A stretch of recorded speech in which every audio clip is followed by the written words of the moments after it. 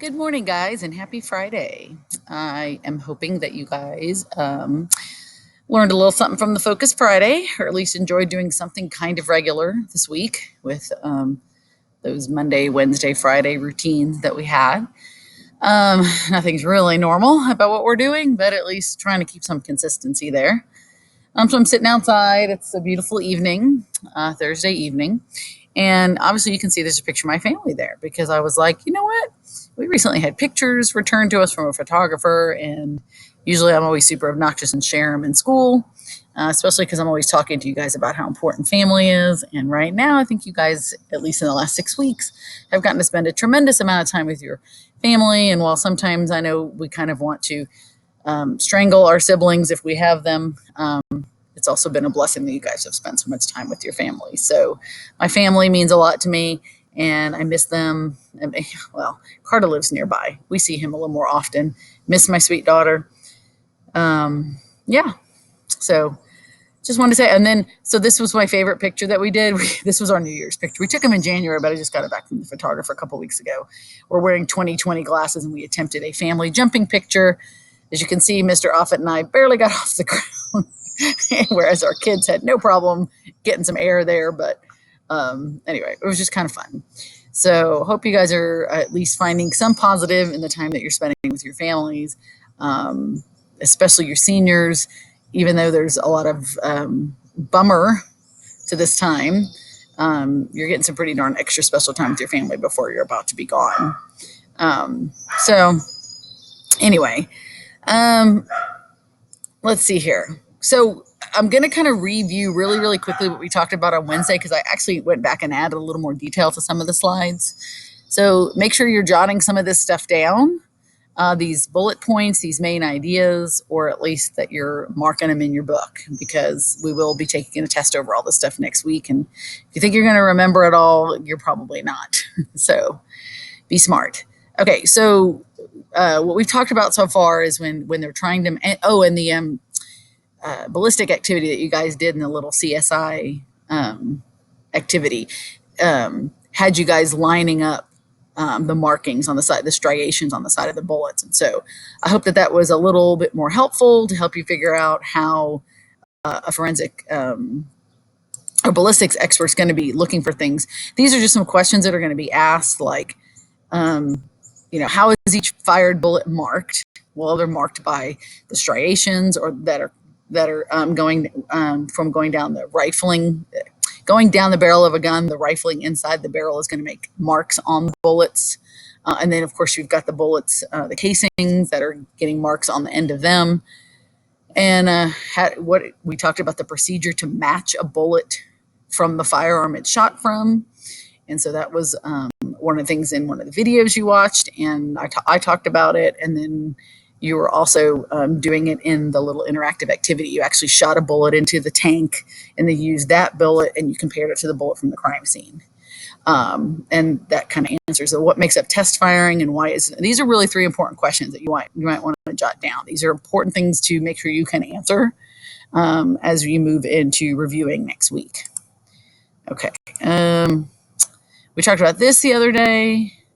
You guys got a chance to do experience a comparison microscope and actually compare those bullets side by side, which I really like that activity because we do not have a comparison microscope at Grace Prep. Those things are like mega expensive. So I'm never able to actually do them with you.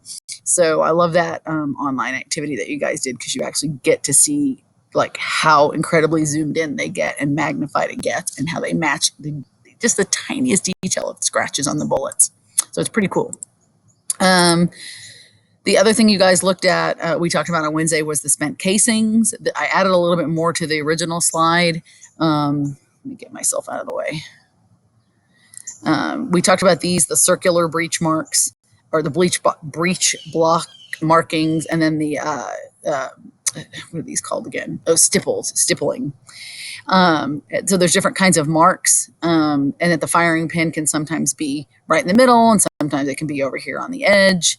And then these are the breech block again is the mark that's as the casing slams into the breech block, which is behind the barrel. That's how think about the amount of pressure as it's hitting it, so it leaves a mark. And again, we talked about the different nicks. So this is just kind of a little review. I had some other pictures I wanted to share. Like here are some different marks where you've got your pin, the firing pin marks here, but look at these ejector marks. These ejector marks are pretty specific. And if you can reproduce an exact ejector mark, then that's going to help match.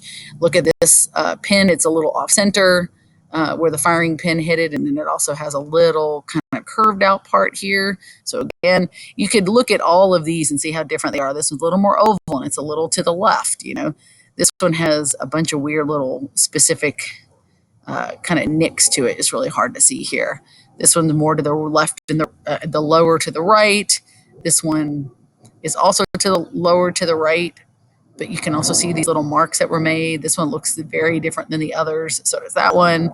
So, I mean, they're just, and then you look around the edges for any other specific marks that were made. So it's really interesting how they literally look for the details. And then again, more pictures. This is like what you guys were doing in that activity. We already looked at that one. Okay. We talked about gunshot residue. It's that unburnt powder that just comes out with the bullet. You see a smoking gun. That's pretty much what it is, right? It can be on your hand, on your arm, your face, your hair, the clothing of the shooter. It just depends. And so we talked about the distance from the shooter. Or the distance the victim is from the shooter can also be determined. And we had that one picture, I think it's on a different slide, that where they're able to determine like how much gunshot residue is left on clothing, can determine like how far away the person was. Yeah, we talked about that the other day. Sorry. We talked about that too. Okay. We also talked about this the other day too, evidence from spent bullet wounds. Evidence from wounds, not, yeah. Spent bullets we already talked about, but wounds, we talked about this.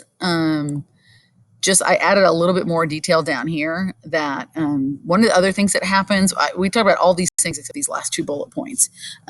So you have to think about also one of the things that happens that can cause damage to a bullet when they actually like do an autopsy or have surgery if the person's still alive to remove a bullet. The bullet doesn't always just go straight in and come out, right? Like it can get inside, hit arteries, tissues, bones. If it hits bones, it starts to ricochet around. It doesn't just do a straight path through the body typically. Now, a high-powered, rifle will do something like that versus just a handgun at close range. It really just depends on the force and the type of bolt and the type of gun. But most of the time, bullets are made that cause a lot of damage inside your body. And so they do that kind of little wobble thing, or they spin and they tumble and they ricochet and they just kind of like wreak havoc. So sometimes when they do finally get the bullet from the body, it's pretty badly damaged. And they just still need to try to, and even in those situations, they can still sometimes match it by finding enough scratches on the bullet. It's a little trickier though. Oh, my dogs are out here. Okay, so let's see here. Trajectory. That's the new thing we're going to talk about today is trajectory. And I'm going to be asking you a couple of questions that you're going to answer in the assignment right below this. Okay, I'm not typing in the questions, so I'll know that if you attended class and paid attention in class and took some notes, by the way you answer the questions. And I'll know if you answer them with information that I gave you or if you answer them just by Googling. So please don't Google. All right. If we were in school, you would be here and I'd be torturing you with my lecture. So just withstand the torture. It's not so bad. I'm keeping it short and sweet. It's not an hour. I should talk for an hour. Just joking. Okay, so determine the path of the bullet and estimate the location of a shooter. Ballistics experts look for evidence of trajectory, or basically trajectory is the path of the bullet. So in order to figure out trajectory, now the interesting thing about this, and you guys won't have a hard time learning this new information because it's very, very similar to what we did with blood spatter. Remember, in order to determine when we were trying to figure out area of convergence with blood spatter, we had to have at least 2 pieces, not two pieces, that's weird, two spots of blood spatter, and then we connected lines and we figured out the area of convergence. Well, to get the trajectory from the path of a bullet, you also have to have two reference points. Okay, and then they will connect a line through those two reference points, and then they'll get their first piece of their angle. And they're going to do the same type of stuff we did in the blood chapter. And I'm not going to make you guys do the trig this time because, we don't need to do it. School year is almost over. You guys already showed me know how to do it.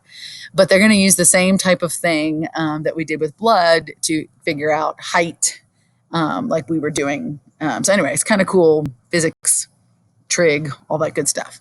They use it for blood spatter and they use it for trajectory of bullets. So if you like that kind of stuff, again, another good career option. So once they've got their two reference points, they're going to usually use a laser of some kind and make that first part of the right triangle that they're trying to make. One of the other things, what could the 2 points be? Well, it could be an entrance and exit wound. It's weird doing this backwards in the camera. Whatever. Is that parallel? I don't know. Anyway, so they're going to figure out if the entrance wound was here and the exit wound was in my back. They're going to connect those lines. It could be that it's like it was in my house. It came through my living room window and it hit the ceiling. And that doesn't make any sense, but we know why is because after it came through the glass, it went through the mini blinds, which completely knocked it off its trajectory. So what are some other things it could be? I'm drawing a blank. It could come through the glass and it could have hit me if somebody was home. So then it would have been the entrance from the glass to me. Lots of different trajectories. It could have gone into the wall, kind of come in the window and not hit the mini blinds and just gone straight to a hole in my wall. And then they would have connected those two. Although going through glass does adjust things a little bit. Okay, the other things they're also going to look for is gunshot residue and bullet casings still come into play with trajectory, because let's say it comes through a window and then hits a person, and but there's bullet casings. Once they figure out the distance that it happened, and then there's no bullet casings at that spot, but the bullet casings are somewhere else, then they might wonder, okay, was the scene staged? Did somebody move the bullet casings? Are we off on the trajectory? Did they move the person's body to make it look like this was the trajectory when really the person was shot from over here because that's where the casings are? So they really have to look at everything. And then obviously knowing bullets can ricochet like they did in the instance of my house coming and hitting the mini blinds. So this one we looked at the other day, but I wanted to look at it again because this also is going to help them if they use trajectory and figure out where they think it was fired from, but then the gunshot residue on the victim doesn't match what the trajectory is showing. Again, it could have been something that was staged or a body could have been moved. So all of it kind of plays a role. So gravity and trajectory, it's hard to say it. So basically a bullet's trajectory, we got to understand the physics of trajectory first. Let me get myself out of the way. Sorry. Okay. It's going to help them figure out basically where the shooter was. So one of the cases we're going to talk about on Monday, we'll talk about a couple of famous cases. One of them is the JFK case. So if you're interested in that and you have some theories, I'd love to hear all about it. I think it'd be really interesting. Maybe we should do one last Zoom together next week and talk about the case studies. It's kind of what I'm thinking. Review this chapter, and I'd love to hear y'all's thoughts and any extra videos that you've seen or documentaries or other things you've watched about it. It's a fascinating case. But there's a couple of other cases we're going to talk about as well. To figure out where the shooter was located. But there are a lot of forces, okay, at play here. Like, obviously, there's gravity. Once the bullet, I'm pointing to the screen like you can see me, darn it. Okay, here. Once the bullet leaves the gun, immediately the force of gravity is affecting it. It doesn't just keep going straight. It's going to slowly start to come down. And so obviously the weight of the bullet, like how large of a bullet is it? How small of a bullet is it? What's the shape of the projectile? Is it something that's very more aerodynamic than another? What's its initial velocity? Like how much power is behind that gun that's shooting that projectile out there? What angle was it fired at? What was the wind speed and what was the wind direction at the time? One of the videos that we've watched in the past about the JFK, these guys like reproduced the whole thing with angles and like giant fans to get the wind speed and the wind direction. It was really cool. Anyway, And then they even like had a fake person that like head was made out of stuff that was similar to our head and exploded. It was a great video. Anyway, so there's a lot of forces. Okay, so I'm gonna take this time to go back a slide and tell you to write this down. First question that you have to answer after watching this video is basically what is needed to determine trajectory. Okay, what is needed? And so basically 2 reference points are needed to determine trajectory. And these are some examples. Could be the bullet hole in objects and victims or just the victim. So this is the answer to the first question. And I'm not the questions I'm writing, so you have to have listened. What is needed to determine trajectory? And then the second question is what forces affect trajectory? And so I'm looking for this down here. Things like downward gravity, weight and shape of the projectile, which is your bullet, initial velocity, the angle it was fired at, the wind speed and direction, all that. Sorry, my phone is dinging. So knowing that, the last thing we're going to talk about today, I'm going to get myself out of the way here. Here we go. So this is actually on page 595 in your book. If you want to look at it more closely, there's like a big, long, detailed explanation. And if we were in class together, we would, try and figure out some trajectories together, but we're not. So that's a perk. You don't have to do the trig. Just joking. So basically, you've got your 2 points. Remember, I said trajectories are figured out by 2 points. And this one, the 2 points is it's coming through the windshield, and then it hits the seat. So the windshield is wherever that point is in the windshield, and then it hits the seat. So you have 2 points they can connect. And then they would use some kind. So let's see here. I've got the window and the car seat.